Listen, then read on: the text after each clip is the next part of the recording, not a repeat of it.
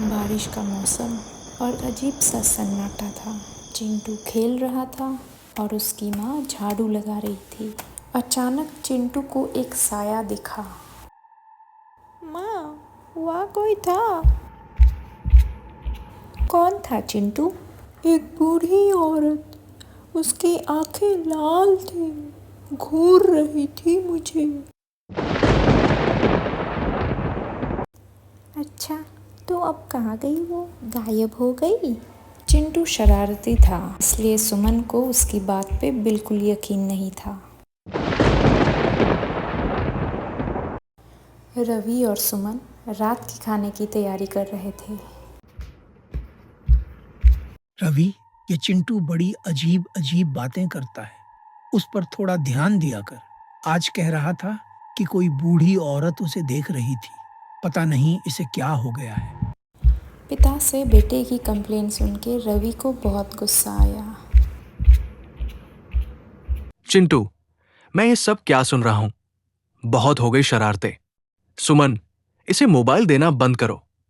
ये मोबाइल पर बेकार के वीडियो देखता है और अजीबोगरीब हरकतें करता है। अपनी पढ़ाई पर ध्यान दो। अगर परीक्षा में पास नहीं हुए तो मैं तुम्हारी पढ़ाई बंद कर दूंगा।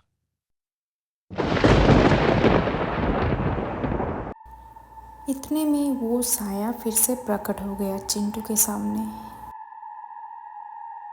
अब कुछ बोलेगा या घूरता रहेगा जैसा भूत देख लिया हो? माँ, वो बूढ़ी औरत अभी भी मुझे घूर रही थी। बहुत हो गया, मैं सोने जा रहा हूं। सच बताओ बेटा, तुम ये सब क्यों कह रहे हो? तुम ऐसा व्यवहार क्यों कर रहे हो? मैं झूठ नहीं बोल रहा हूँ माँ। सच में लाल साड़ी में एक बूढ़ी औरत मुझे घूरती रहती है। ऐसा लगता है जैसे वो मुझसे बहुत नफरत करती है और मुझे नुकसान पहुँचाना चाहती है। किसी को मुझ पे भरोसा नहीं है, लेकिन कम से कम आप तो मुझ पर यकीन करो माँ। ऐसा नहीं है बेटा, तुम एक शरारती बच्चे हो, इसलिए तुम्हारे पापा और दादू सोच रहे हैं कि तुम मस्ती कर रहे हो।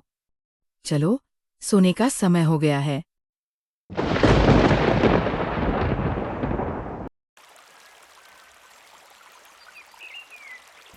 अगले दिन सुबह चिंटू टहलते हुए नदी किनारे पहुंच जाता है।